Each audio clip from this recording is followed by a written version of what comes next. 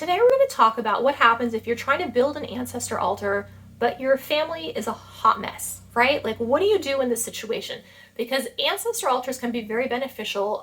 There's a lot of family history that we're connected to, a lot of wisdom, a lot of experience that we can tap into when we use our altars in this way. But what happens is if you're trying to put people on the altar that you're not connecting with, you're angry with, that have treated you horribly, or they're just not really great people, what do we do? So here's some tips and some things that might help you in order to maybe create an altar that can actually be beneficial with your family that you have a hard time with. So the first thing I want to talk about is that you need to find something positive within your family or the family members you're going to put on the altar, right? Like something positive that they have given you. Now, unfortunately, even in the worst of circumstances, there might be one good thing in there, right? It might be a conscious thing they've given you, it might be a subconscious thing, right? It could be an event or an experience, it could be a tangible object they've given you, or maybe it could be a characteristic or even a personality trait that you have, right? Maybe they have misused it and fumbled the ball, and so they're using it in a bad way, but you've been able to really take that, harness its power, and use it to create really positive and beautiful things in your life. That's still a gift they gave you, even if it was an indirect gift. So I think thinking about things in different terms can sometimes be really helpful, right? Because if you hold on to all of this like hate that you have, right, and these intense feelings, these intense negative feelings for your family, all that's going to foster is more anger, and it's going to really hold you back from being able to step into new spaces, right? So you don't want that. You don't want that hanging over you. So you kind of have to figure that out for yourself in any way that you can. I think the second thing that I want to mention that's really interesting is looking into the process of things beyond this world, right? Like life after death, because we only put ancestors and people on our altar who have passed away. That's the rule, right? So when we cross over, what happens is we transition into another incantation of ourselves. We're not who we are here, but the people who are still here remember us that way. So there's a little bit of a disconnect. So when you connect with people on the other side, they don't have necessarily the same characteristics or the traits. They might not have all those negative things about them still.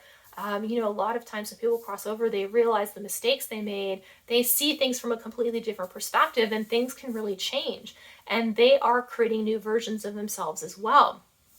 And so when we think about doing this, thinking about connecting them, you might get a different version of that person than what you're used to. So if you can get past what's happened for the two of you on this side, connecting with somebody on the other side with an ancestor altar can actually give you a wealth of information and insight that you need, that could be really helpful to you, especially in your healing process and with other things in your life. So that's another thing to consider if you are having difficulty in this area. The third thing I really want you to consider is this is not about like absolving anybody of anything or forgiving what actually happened, but it's really about healing yourself. If you have this type of energy that's in your space, that's a definite signal that your body is and your spirit is sending to you that this needs to be healed, because this is not an energy we want to carry with us. It's very destructive. And what happens is not only are you going to also always kind of have to deal with this energy, you're going to be forced to carry their shortcomings and attract the same energy in your life. So this is one of those things where you kind of have to be the cycle breaker, right? Like you have to be the one that stops the whole thing, because they're not here to do the healing. Maybe the rest of your family's not interested in doing it. And it's something that you really have to give yourself, right? It's a gift that you give yourself. It's a release. And it's not easy to do. You might need some assistance doing that, and that's okay. But it's really something that needs to happen in order for your personal self-growth, your personal well-being, right? In order to be able to kind of release that. So that's another area that you could look into as well if you're really struggling with this concept and you're having issues. Because even families that look like they're perfect on the outside, they're not always perfect on the inside.